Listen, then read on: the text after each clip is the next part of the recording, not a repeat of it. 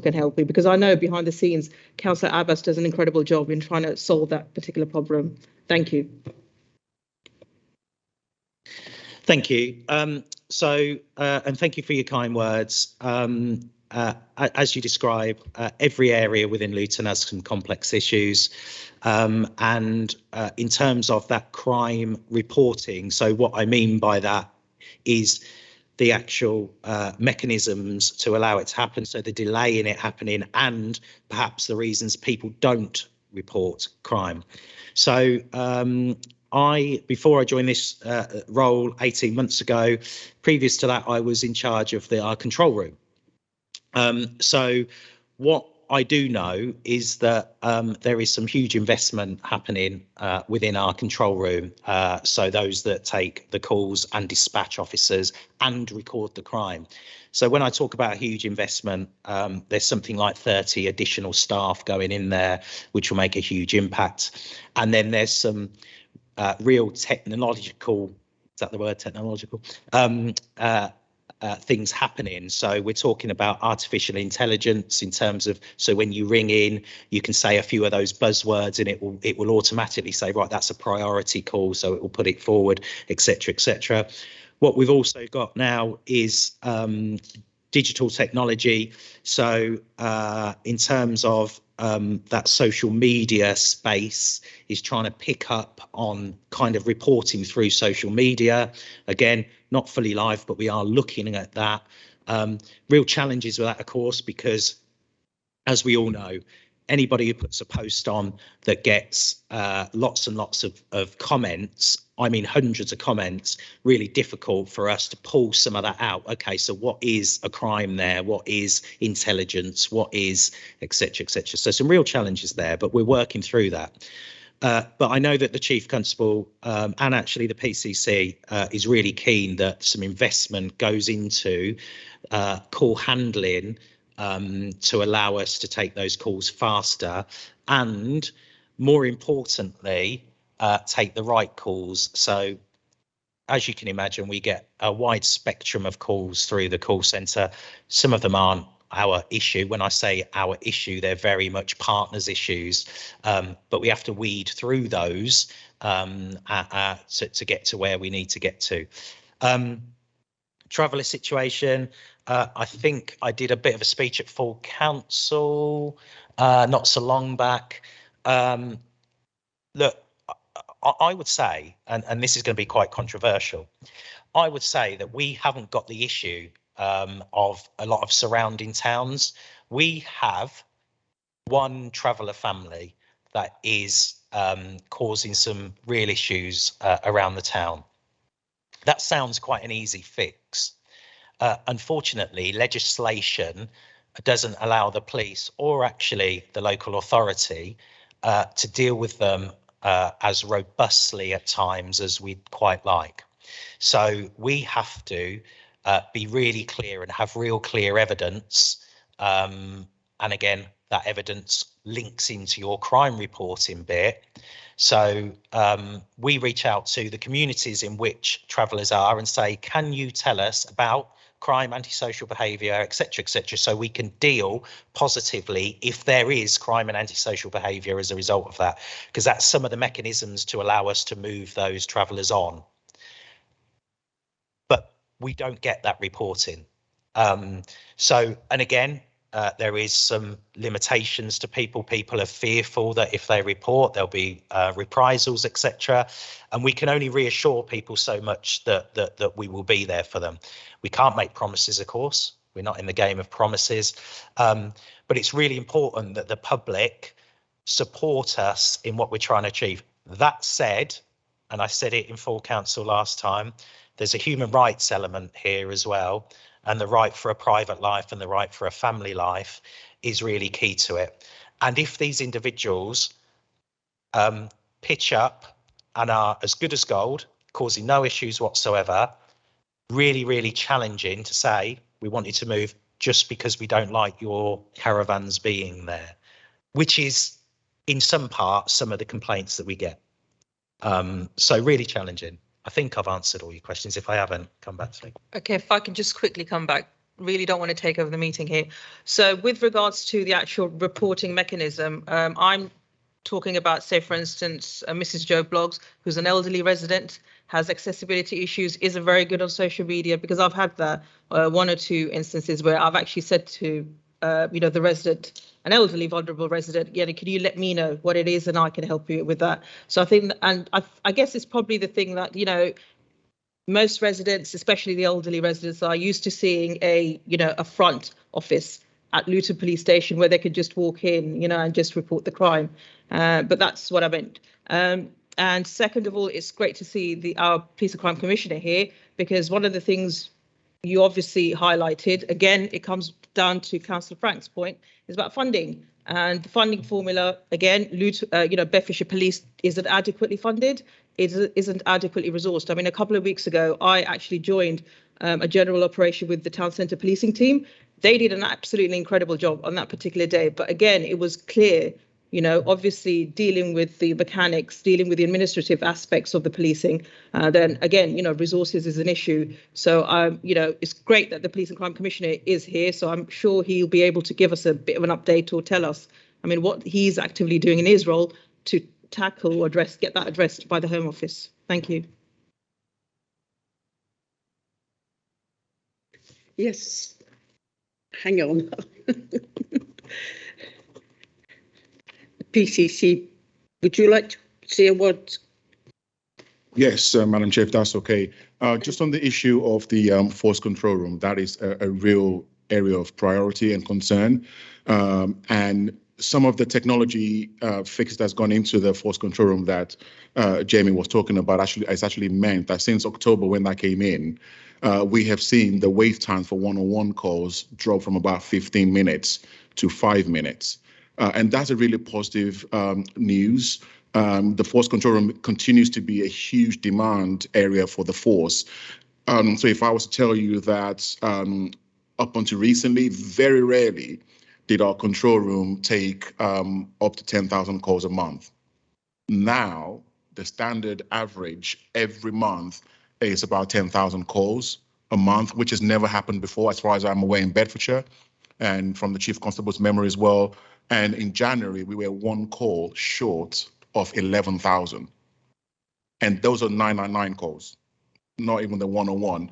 But what we are seeing, though, is that with the technology fixes coming in, as well as an automated system where you can actually keep your place in the queue rather than waiting and you get a call back, that has really helped to improve the waiting times. Just lastly, on the funding formula, I'm afraid it's the same thing I have said to you last time.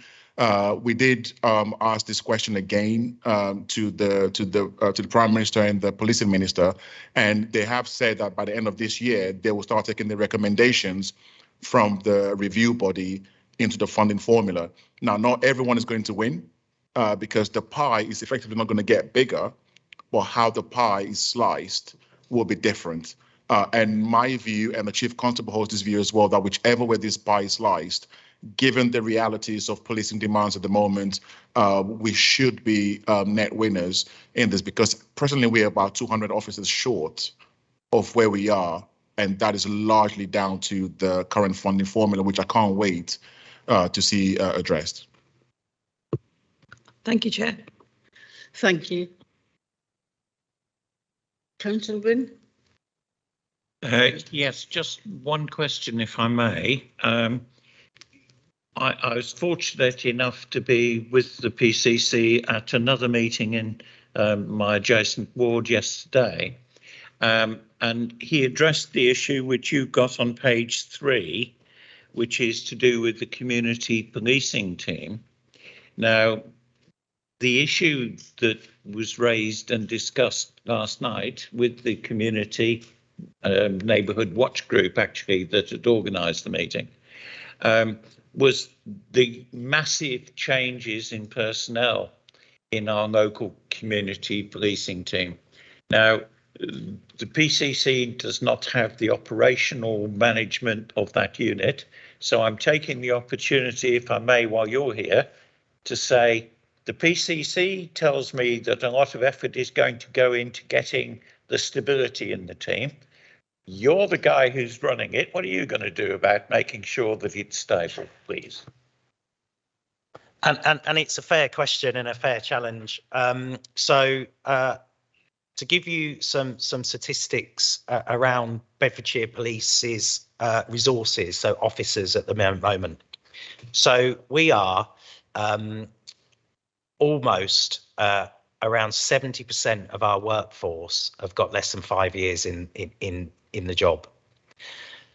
When we're talking about a 30-year career, generally probably a 40-year career now, if I'm honest, with pensions and stuff, that's huge. What that means is as well is that I don't need to tell you the opportunities that are available in policing, i.e. firearms, dogs, roads policing, CID, all of those really nice opportunities within policing. Now, community policing is only one of those opportunities.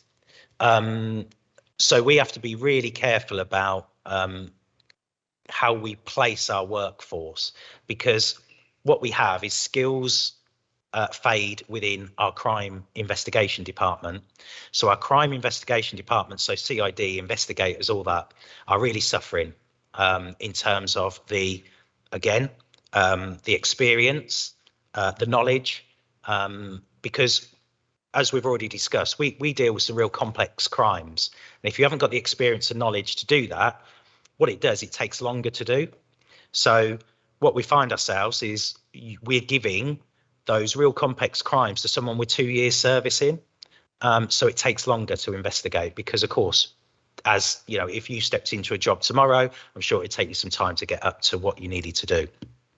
However, what we have done is for community policing now, we've set a tenure. So you have to be within community policing for 2 years before you leave. So you will see those that join us have a real clear understanding that they will be with us for at least 2 years before they move on. So that's our commitment to the communities in terms of that. We can't stop them from resigning, of course, but what we can do is stop them from moving to a different department. So that's where we find ourselves currently. I hope that answers the question. Follow up, please, Chair. Yeah, that's fine. And I do understand what you're saying about the complexity and the more difficult crimes to worry about.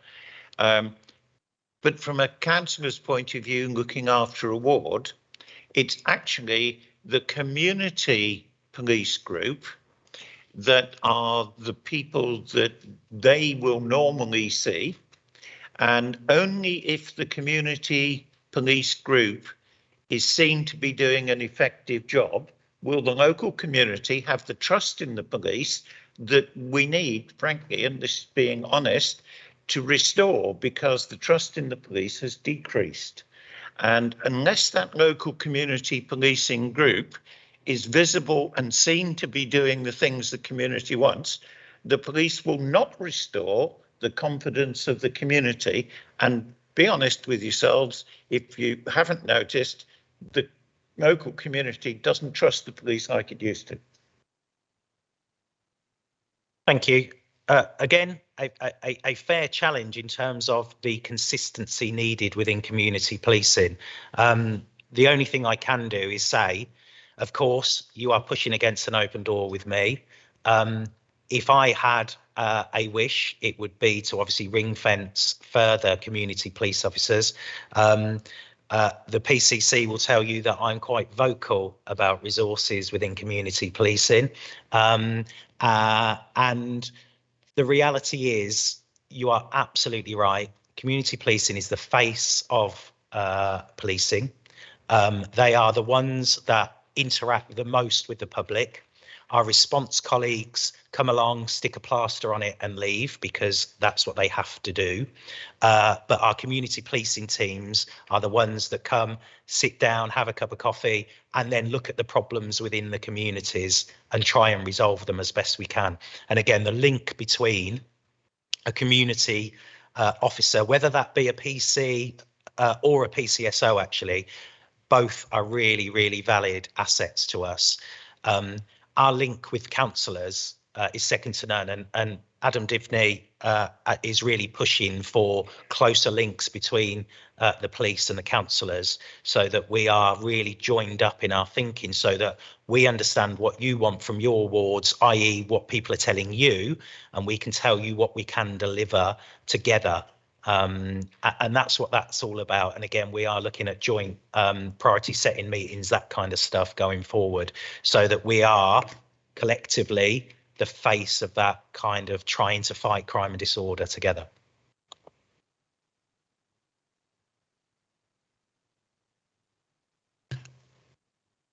Yeah, if I may, Madam Chair. Councillor, if I can just reassure you of some really good things that are happening. And I think in the next year or two, you'll start to see more and more of these. Well, in fact, one of the things that we're seeing now is that in Bedfordshire Police, whereas before, people used to get posted. Was I talking too much? And I think Jamie would agree with me. There's in the past, people used to be posted into the community teams. Now people apply to join the community policing teams, which means that those who are coming into there are people who actually want to be there, as opposed to being told by their bosses that they have to go there, and they just have to do it because they've been told to do so. I think that is a very positive thing, because then you have people who are committed to the ethos of a visible, proactive, problem-solving community policing. That's one thing. And secondly, something that I am seeing, and by all means, I'm happy if Jamie can contradict me here publicly. If he doesn't, if he wants to, that's fine. Is that I'm seeing more and more experienced officers from response who are coming into community policing. I was out on a ride along a couple of weeks ago with an officer who had been on response for about 10 years. And now he's heard about the kind of taskings that community officers are now being tasked to do, such as proactive policing. They are, literally taking out, some of the organized crime gangs. They are dealing with some of the very, very big stuff in their community because they know the area. They're being allowed to stay in the area and deal with issues in the area. So now you've got officers who want to leave response to come and join community. So you're having more experienced people coming into community policing, and then more than likely they will stay because we've got this 10-year period. And a classic example of that is PC Sid that we both saw yesterday, the female officer. She used to be on response. She's now in community, and it's fantastic to have more of these experienced officers in community teams who are being allowed to stay there, because we need to make sure they know the area that they're serving as well. I may.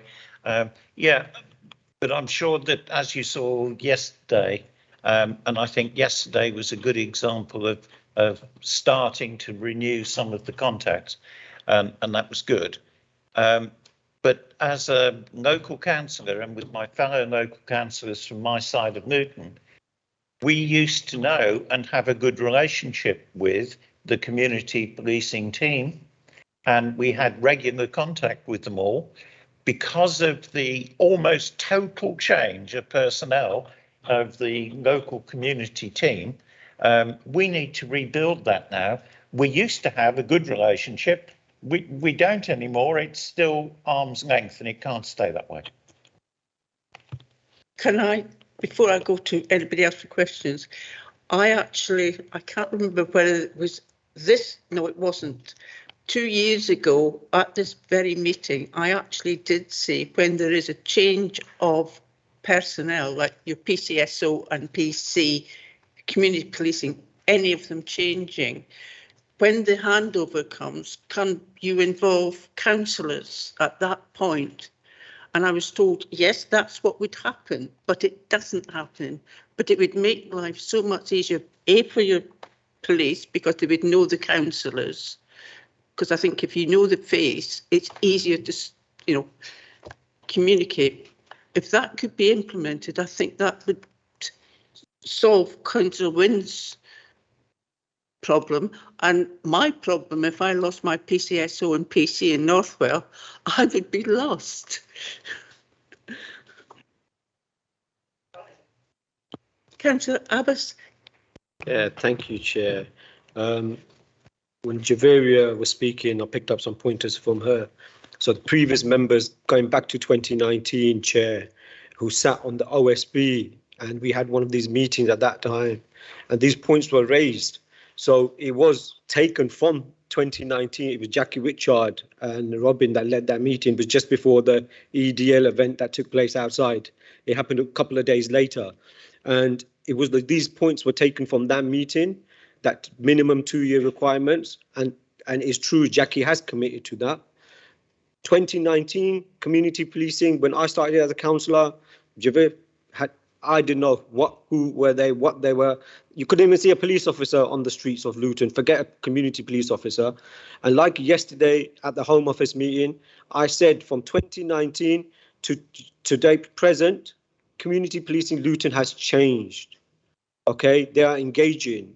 You know, we do our bit, Adam and myself and Merrick do our bit on the council. We try to interlink it. So with the wards, what feedback I get back is working really well in some wards. Some ward councillors, the ones that talk a lot, criticize a lot, do not put no input in it. Yeah, but the ones that are working with the police officers on the ground are achieving results, i.e. Dallow, Biscuit, Saints, Chorney, Leagrave. These wards are achieving, because I'm getting feedbacks from the officers that we are engaging with those councillors. Same with Northwell, like yourselves, and Donnellan and Yasmin, you know, they give me feedback. So it has moved on a lot, I'll give it that much. But then my worry is that Jamie is doing a fabulous job, and lucky Jackie Richard is not here, because every time I say something positive to Jackie Richard, that officer disappears or the department is reshuffled. So I have to be careful of what I say as well. Yeah, so yeah, but it is, they have issues as well of resourcing. And I know, Festus, I've got some positive stuff to say tonight as well, but I've got some negative stuff as well. You got vacancies in community policing from last year, you know, that you have not filled. I won't go on the quota, you know the quota what it is, but you know that they are struggling, you know. I mean, when I say they're struggling, they have officers off sick, it reduces the team down. They have officers off COVID, it reduces the team down. You know, I mean, they take part in other events across Luton as well, which reduces the team down. But I would like you to focus on that, filling those gaps of those officers, please. Yeah, you know, as well. The other thing around what you said, Chair, regarding begging, we did with Operation Foresight, with our partners from the Big Change, Signpost, NOAA, Mary Seacole, other VCS partners that are part of that Big Change. We did a major campaign, and on the back of that, councillors like Kashif highlighted there's problems in Bury Park. Yeah, and we are going to put a terminal in Bury Park now, you know. So we are moving in those directions where people need to stop it. And Jamie is right. Luton people are just giving, you know, they're very friendly. They don't like to say no, they give. But this is the rhetoric that we need to break, is that please do not give to these people, give to these Big Change organizations, because your money goes far and wide in helping their mental health, helping with their problems and everything. And that's what I like to say. I know you want to touch that button, Chair, yeah, but I'll stop there. Thank you. I'm just conscious of I've got a list here. Councillor Abbas. Councillor Malik. Thank you. Thank you very much. We know they're doing a fabulous job, Abbas, Jamie, Festus, everyone. But at the same time, we are living in the town where the crime rate is quite high. And, you know, and as councillor, we are part of the public as well. We sit here and we are part of the community as well. And community always come to us and tell us stories about everything. So this has happened, and this is happening. This happened last night, and we couldn't do this. And what are you going to do about it?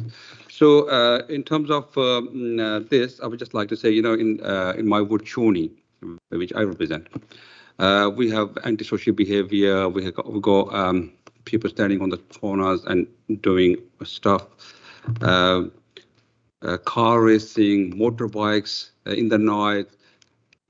Because we live near motorway, Junction 11, and L&D is near there as well, and also busway.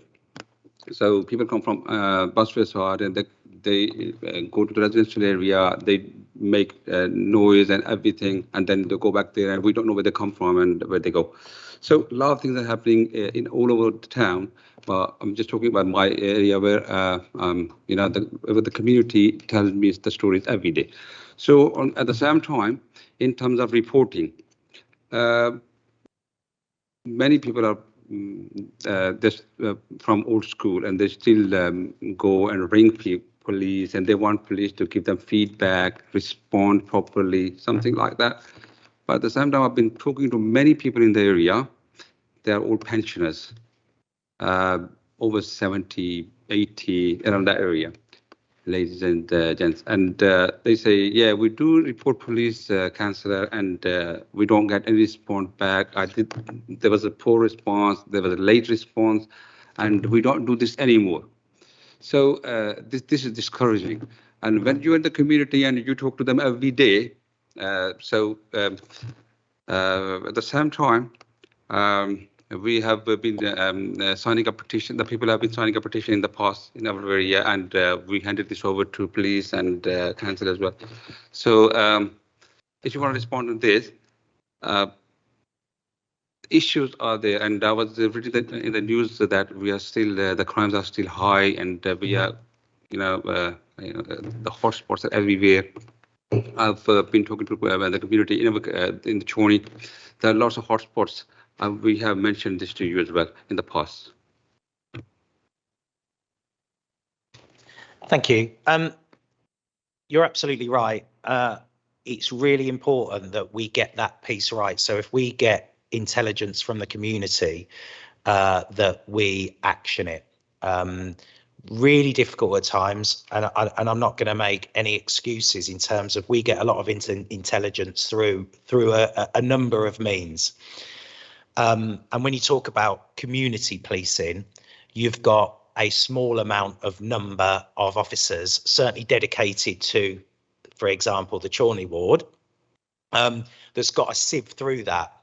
Now, the unfortunate thing is, and I'm not saying this is right, by the way, if we contacted everyone that gave us a piece of information and say, yeah, thank you for your piece of information, this is what we're going to do with it, unfortunately, we'd be in that space where we're phoning people constantly and we're not actually doing anything about it. And I hope that makes sense.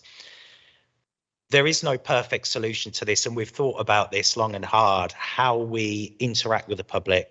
The Commissioner's already talked about accessibility is a really important issue for us, and getting that right, because that improves confidence and trust within the police service.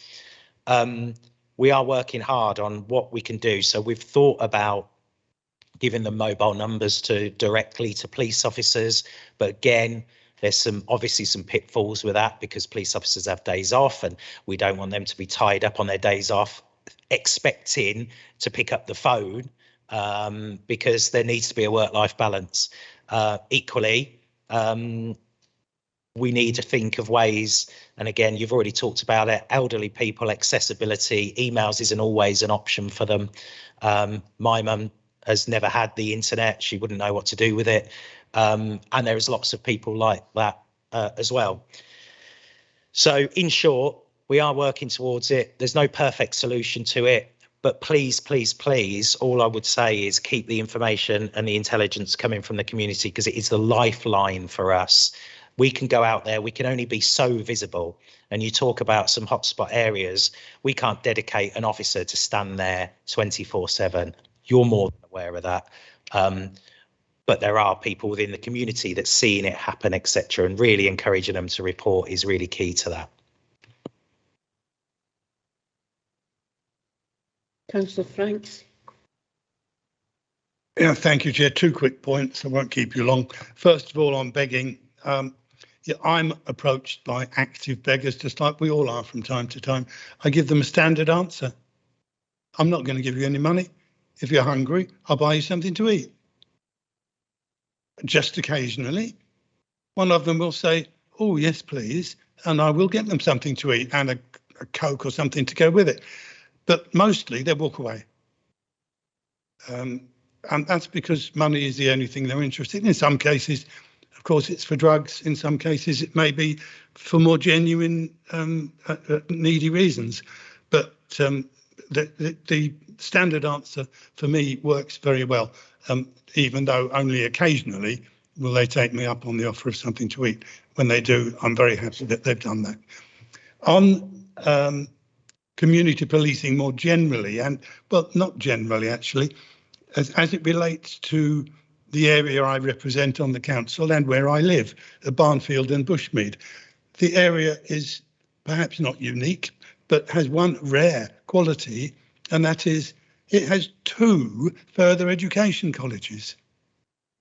So every morning, Monday to Friday, during term time, almost 5,000 students move into the area I represent and the area where I work, where I live. That's bound to cause some issues, although the overwhelming majority of the students are very well behaved and respectful. There are always going to be, with that number of young people, a few who will not be. Well, I just want to say that as far as the community policing team that I work with, Zoe and others, we haven't had the problem of lack of consistency because she's been there for a while. We lost our Albert PCO a little while ago, but that's I understand he left the service, so there's not much you can do about that really. But yeah, I'm very happy to work with the guys that I work with, and I have to say that as far as resources are concerned, they actually produce a benefit to the community in which they work, which is far, far in excess of any resources that they are given. So, yeah, we are back to resources again, but I won't allow anyone to criticise the effort they put in or the effectiveness that they have, because it's excellent. Councillor Javier Hussain. Thank you. I should be short and sweet this time. Councillor Wynne, I did share your frustration back in 2021, where, me and my fellow ward councillors experienced similar issues where our community policing team that looks after our area kept changing, so we didn't know who that was. But I think thankfully, in touch wood, that's improved. So that is a good point. And I think the second point is we talk about community policing. Obviously, we talk about Bedfordshire Police. One of the things that is always commendable to see is, trust is also about being reflective of the communities you serve. And that's what Bedfordshire Police does absolutely fantastically well. It's also the community policing team is that, you can only build that trust sometimes if you're actually reflective of the community you serve. And it's absolutely incredible to see so many, especially young people, take up a career with Bedfordshire Police, especially in the community policing team. I mean, they're from those communities that they want to obviously work, where there are issues around trust, where we need to build those bridges. So that is something that, it's really commendable to see and encourages me. And I also did see, I think it was on Twitter, that I think the community policing team or 2 representatives also visited Sixth Form College as well. So that's really good to see as well. I think that's probably the first time it's probably happened. I don't know, but do clarify me or correct me if I'm wrong. But that's what's needed. I mean, more of that visibility with the further educational establishments, with the university, even with the schools and colleges, to build that relationship at that really early age. Thank you.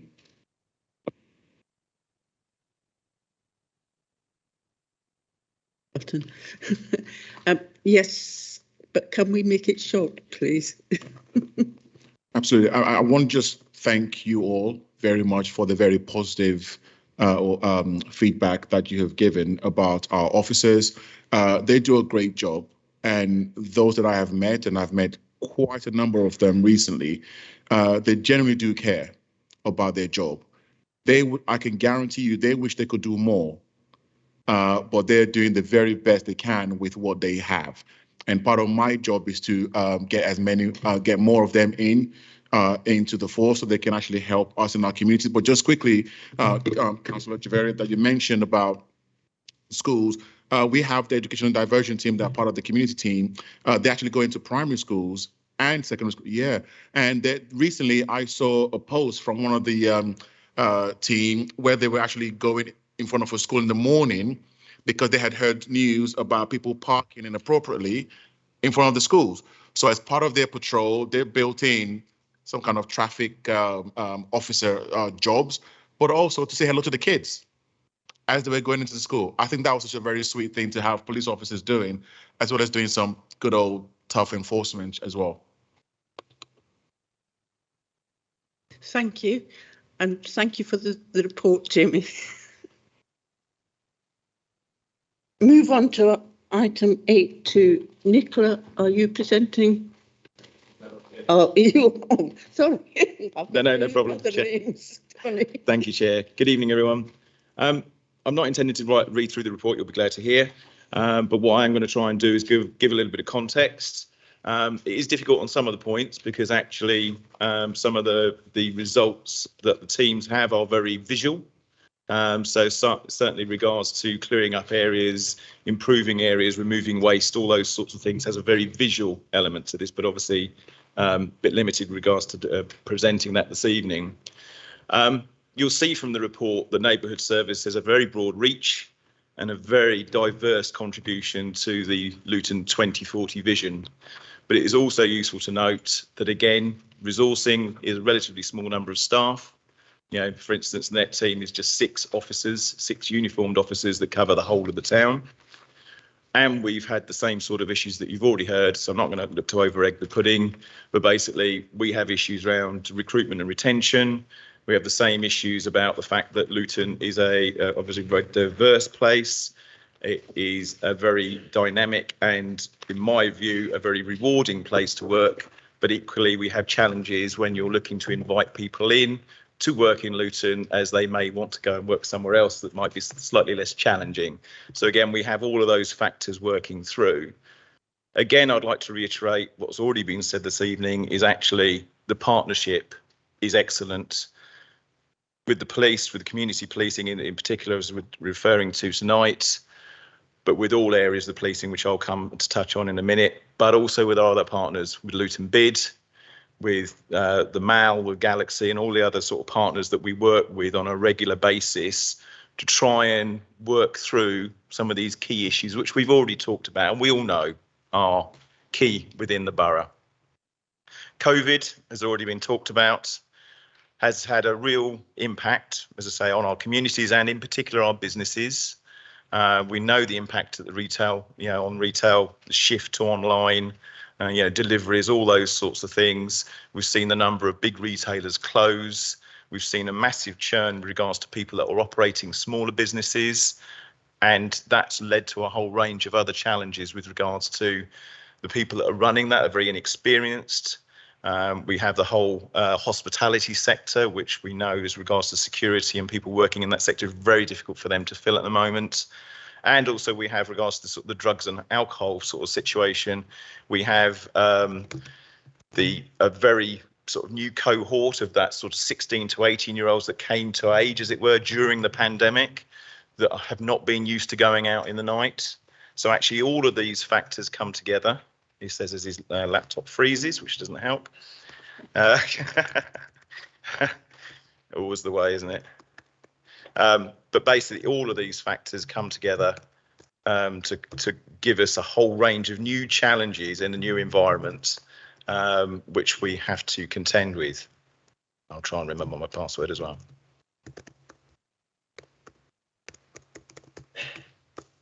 There we go. Brilliant. Right, we're back in. So the other element to remark, really sort of just to note for this evening is when we talk about enforcement, there are lots of elements of enforcement. There is the advice, there's that support, there is then the compliance, and then ultimately, almost the last step that we don't really want to have to take is that final enforcement factor and actually looking to, in effect, criminalise people. So actually, there's lots of steps before we get there, and we'll touch on some of the figures, but I'd like you to bear that in mind. So with regards to the response, in the same way as how obviously COVID had a significant impact for the police, it also had a significant impact on our services. You all saw the change in regulations. They've tightened up, loosened, backwards and forwards, and we've had to keep up to speed with that. we've been advising and supporting businesses all the way through, 7 days a week, up to 12 hours a day, and some certainly with regards to the first period. Enforcing the regulations as well, and obviously in cases there's been notices to close businesses, education advice to the businesses, deployment of COVID marshals, you'll have seen those out, along with our environmental health, trading standards and licensing officers. And then we've also arranged a whole range with our partners of days of action in certain location in the town centre, and again working with our partners such as the Mall and Luton Bid. We've also been partnered with regards to securing additional funding, helping and supporting business back into the town centre with regards to the Welcome Back Fund. And one of the elements that again was touched on earlier is about co-locating. So both the council services and the police officers are now co-located in the town hall, and that provides an additional element with regards to integrated approaches. And we've talked about, you know, elements of street drinking and begging already this evening. We've expanded and extended the town centre public places protection order. Get my teeth in. That's for a further 3-year period. And also we've looked to tackle repeat offenders. Now, bearing in mind, we've also got the issue with the courts. Lots of cases are delayed with the courts. We've got lots of numerous fly tipping cases and all those that are still pending to go through. But even with all of those, we've been able to get 10 criminal behaviour orders and injunctions in place. Our net team, PSPO interactions, over 1,000 interactions which have been recorded in the last 12 months regards to dealing with issues. So that might not relate to fixed penalty notice, of which we've issued 52, but over 1,000 different interactions with those people that are in effect contravening the provisions of the PSPO. Other interactions with individuals in the town centre, known for shoplifting, persons rough sleeping, 312. 75 different pieces of intelligence submitted to the police on various subjects, 22 medical incidents dealt with and supported, 36 environmental incidents dealt with, range of, just as the net team, regards to abandoned vehicles, derelict buildings and those elements attracting ASB. Priority antisocial behaviour team, disposal of cases on a positive outcome over 98%. Hate crime figures for the last 3 quarters, 23 racial, 1 transgender and 1 disability, all dealt with. When we come on to the sort of the areas around food safety, nearly 1,000 routine inspections, over 950 service requests, and we've dealt with over 380 applications for new food businesses. This is something, what you've seen in the town centre. Desserts and burger bars seem to be the in thing at the moment. I'm not quite sure why, but they are. A number of prosecutions. We've got another one in the pipeline. Seven simple cautions, 7 emergency closures, 57 hygiene improvement notices, 2 remedial notices, 1 health and safety improvement notice, an immediate prohibition on health and safety, cautions for Legionella controls or lack of, support with 2 coroner's inquests on health and safety matters and 1 health and safety prosecution due to an injury sustained by a member of the public in a premises. So that's just with regards to our sort of food team and health and safety team. Trading standards, 7 prosecutions pending. Obviously, we talked about the courts. We've got 4 cautions for the motor trade, 9 other cases being investigated with review to prosecution, and 2 of national significance. Range of product safety investigations resulting in recalls and detriment over £300,000, and a lot of work around the e-scooter and telescopic ladder purchases and the fact that they are unsafe. Illicit tobacco and nicotine products, over 37,000 cigarettes have been seized, 87 packs of illicit hand rolling tobacco, over 5,000 illegal vape pens, nearly 300 illegal shisha products, and 39 illicit packs of cigars. Again, we've got 112 successful test purchases for illicit tobacco, 16 tobacco seizures, again, simple caution for illicit vape pens, 5 prosecutions, 3 prosecutions for, pending with legal or are now summoned, and 9 illicit tobacco cases currently being investigated with a view for prosecution. So it also gives you an idea of the scope of the work that continues. As a lot of the members be aware, we've also within the period introduced a revised policy for both our licensing and gambling acts. And these tightening of these policies has meant that we've been able to bring far more applications in front of members to give that full consideration with the community to get the right results in those cases. Additional CCTV camera equipment being deployed, and we're currently in the process, and we've just gone through a long tender provision with regards to awarding a new contract, which will come into place on the 1st of April. Introduce the introduction of the DISC system, which is an information sharing and information recording system with our hospitality and retail partners in the town centre. That gives them the ability to be able to easily record antisocial behaviour issues and low-level crime, but it also allows those to be formalised if need be into formal police reports, which can be passed over quickly and easily, rather than them having to then rely on the control room and trying to get through. So it's another avenue actually where the management of the businesses can take the an alternative option to be able to record that. That also enables our net team and the management group to be able to gain that data. So getting that bigger picture. So we're getting all the information from the licensed premises, hospitality and retail, and trying to build that picture on some of the persistent offenders within the town centre. Place-based, we've talked about place-based. Couple of key, obviously one key location, town centre. You've seen in the media and the coverage and the information sent out to members about the work that we've done in Arundel Road and the positive impact that's had, and that will be a follow-up as well.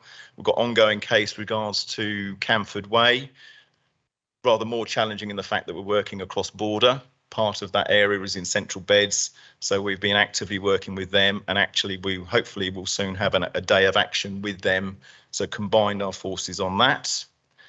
And also around organised crime. So we have an Operation Basalt, which is looking around those issues of illicit tobacco and alcohol, which is ongoing. Some linked to licensed premises, some linked to new premises which aren't licensed, but we're looking at that broader issue and this network of individuals who unfortunately, seem to be involved in a number of premises. Child sexual exploitation. Currently this week we have Operation Tory, which is looking at county lines. I think we had 26 officers across various agencies out on Wednesday. And we have an ongoing operation all of this week regards to county lines. Unfortunately, during the COVID pandemic, transport operators, so both private hire, hackney carriage, coach operators, have all been seen as easy transport routes for children. So actually we're out giving advice and support to those trades and those industries with regards to how to spot those cases, how to report those cases, and we're giving out information and cards on how to literally scan a QR code, and they're able to report those directly. So again, it's about building the data. How are these people being moved? Where are they being moved to, etc.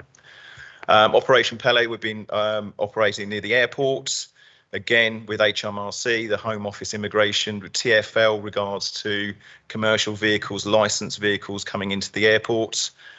Issues again around the vehicle safety, driver safety, and bits and pieces as well. Copious scrap metal operations, again with the Home Office Immigration, Environment Agency. Last one was in November 2021. Again, very successful and really targeting those individuals that aren't licensed who are coming into scrap metal sites within Luton. And a range of other enforcement visits with the police and linked to rural crime team, but basically, because it's cross-border with regards to the transport of scrap metals.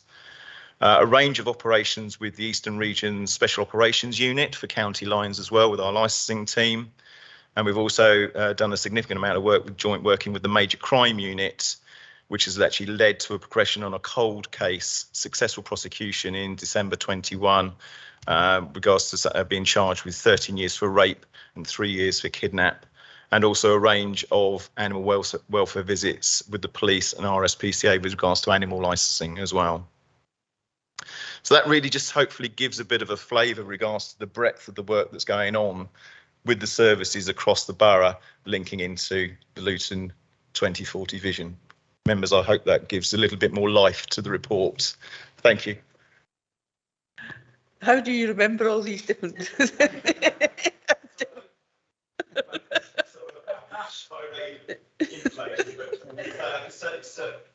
I'm more than happy to circulate. I'm more than happy to circulate any pictures and bits and pieces out afterwards as well. It was mind-boggling actually sitting here listening to all the different things that the council do.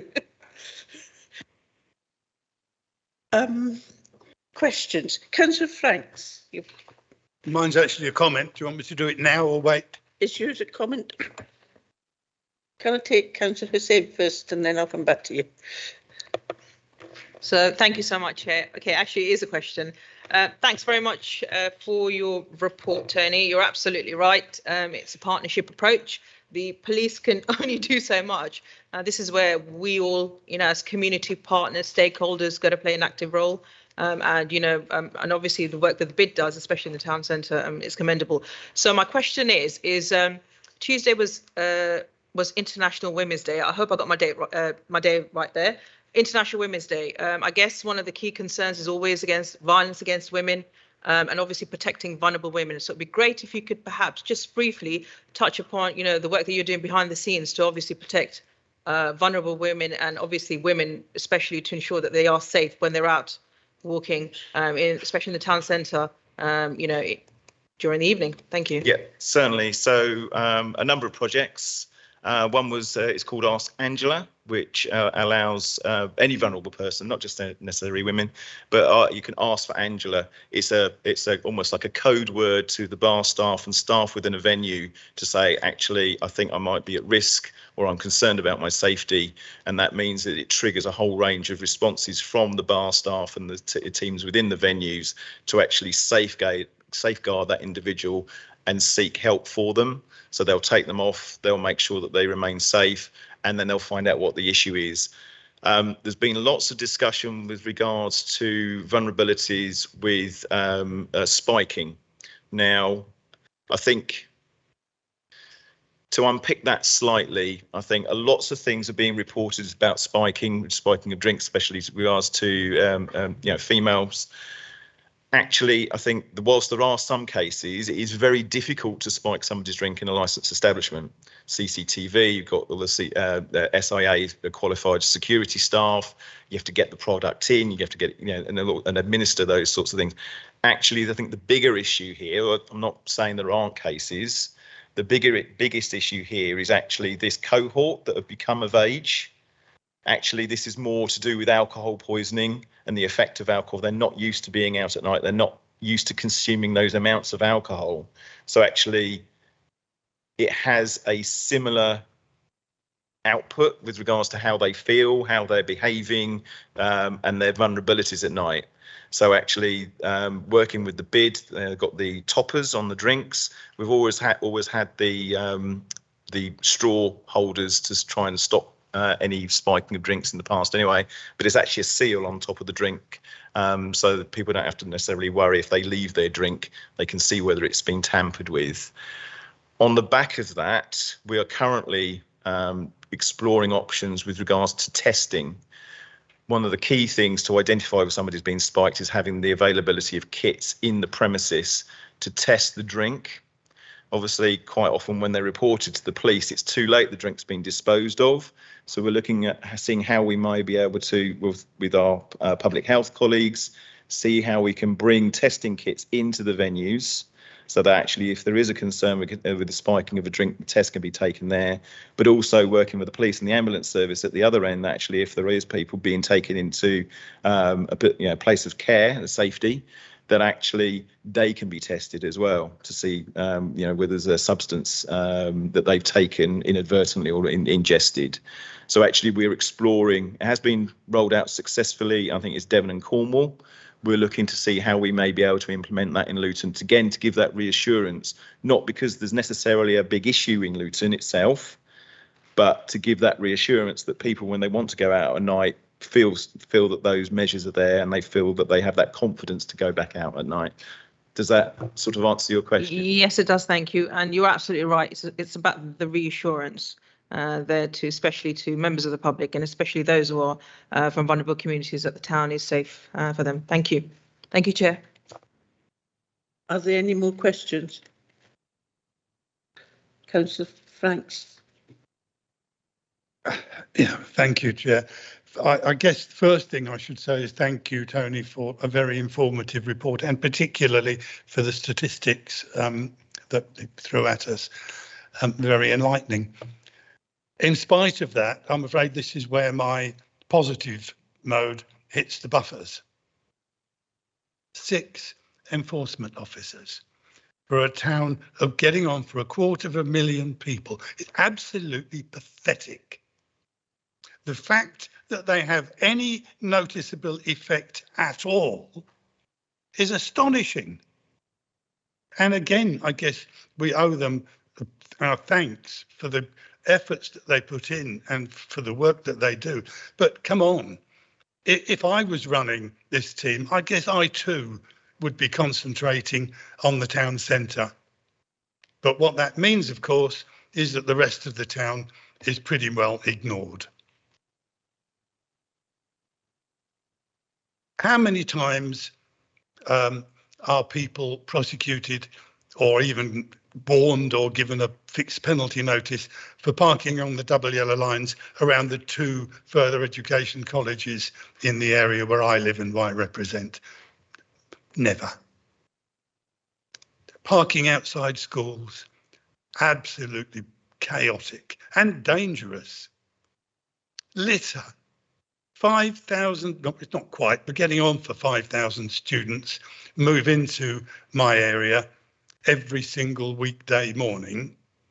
And inevitably, although I keep saying the majority of them are well behaved, there are going to be a few, when you've got 5,000 young people, there are going to be a few who are not well behaved, who leave their litter all over the place. The local residents clear up the litter. That's the council's job, for goodness sake. And what are the council doing about trying to prevent the litter being dumped in the first place?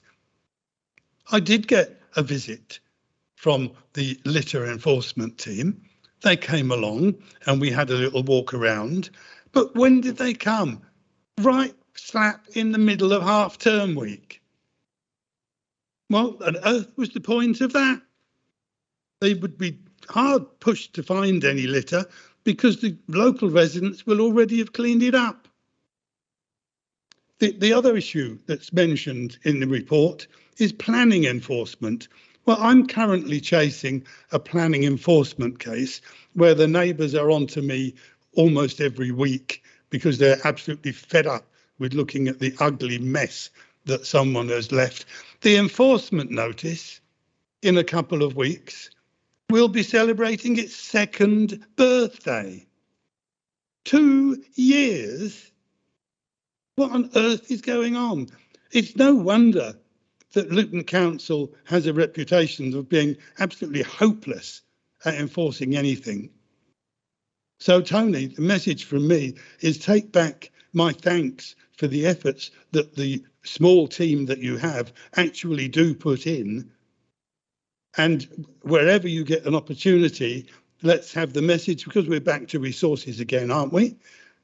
That there is a need for a very significant increase in the resources, because although enforcement isn't all about fixed penalty notices and fines and prosecutions, it is, yes, of course, it's also about education. But the team that we have at the moment is facing such a huge uphill struggle that, as I said at the beginning, the fact that they have any noticeable effect at all is truly remarkable. And thank you for the efforts that they do put in. Can I just make one comment? This is where I praise my PCSO. I complained about the school and the police actually went up a couple of times and talked to the people who were parking on double yellow lines, etc.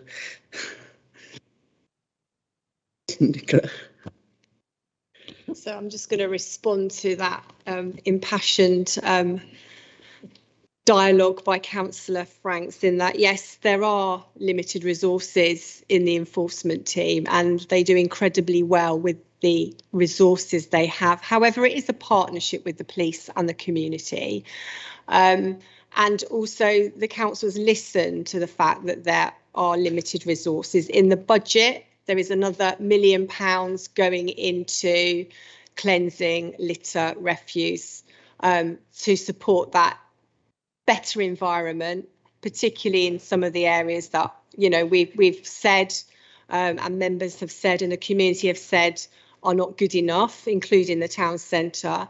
And there is another £200,000 going into enforcement because of exactly the points that are being made by members. So I think it's appropriate to make those points, but slightly unfair to do them in the way that has just happened, because actually we are listening and it is a partnership with the police.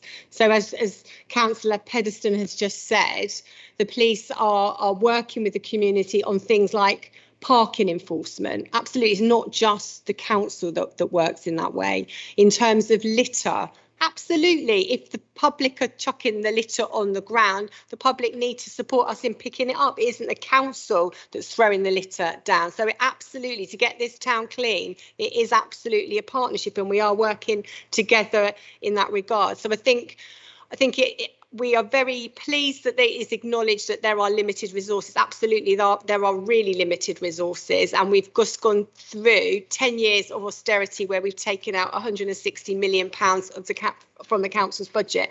And those environmental services, particularly in my area, have really suffered.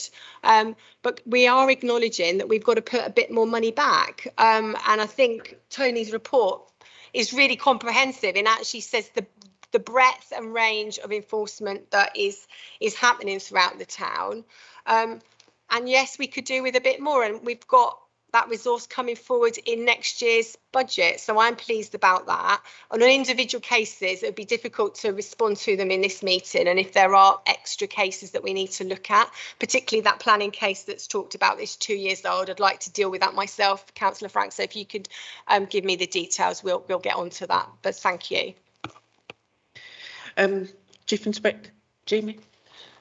Thank you, Chair. I just wanted to firstly say something just to complement what Tony and Nicola are saying. So early back end of last year, kind of in COVID, I asked if my community team who supports the town centre move into the town centre here at Borough Hall. That has now happened. So both the NET team and the police officers and PCSOs now work from this field building, which, as Nicola articulates, allows us to work closer together, share that information. And of course, I can't give you the value of having corridor conversations about an individual that probably won't see that on a computer. And I hope you understand that. The second point is talking about vulnerable, the violence against women and girls.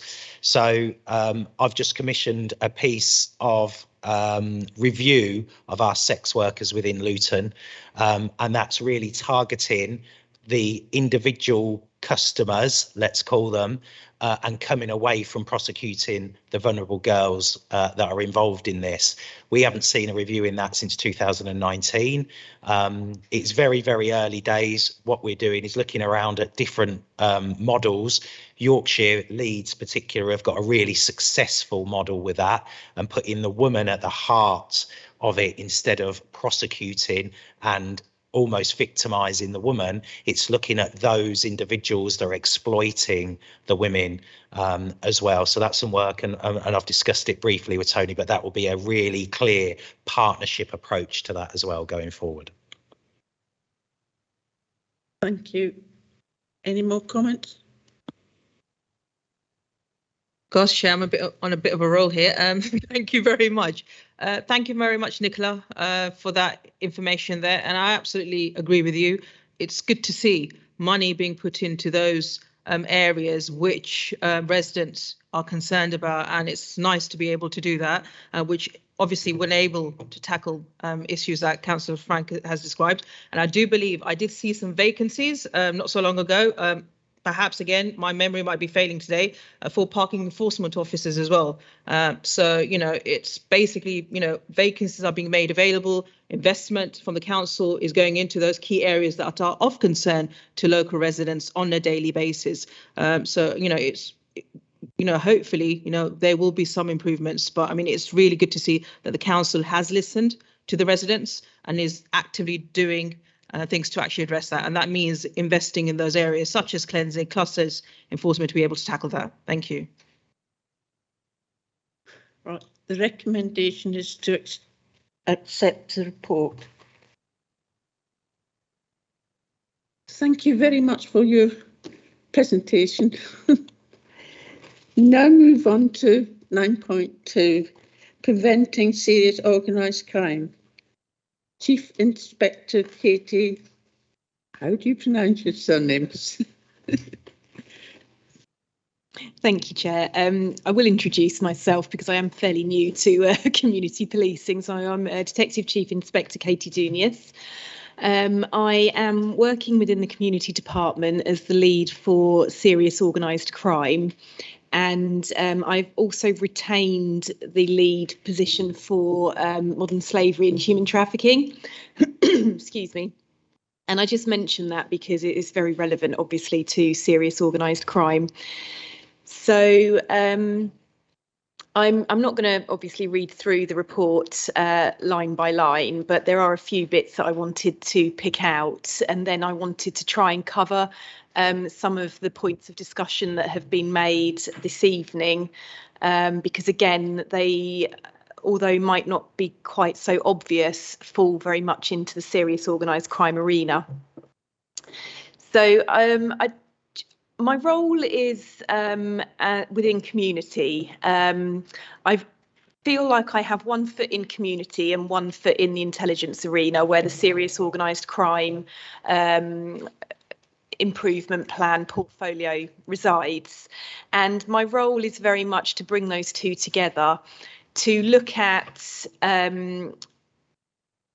basically the frontline response to serious organised crime, which I'm going to call SOC from now on, as that will be a lot easier. So we know, you know, that there are organised crime groups that are involved in various different forms of criminality. Sexual exploitation, child criminal exploitation in the form of county lines, modern slavery, financial fraud type criminality. And all of this impacts on the communities greatly, and in the form of antisocial behaviour in a lot of cases.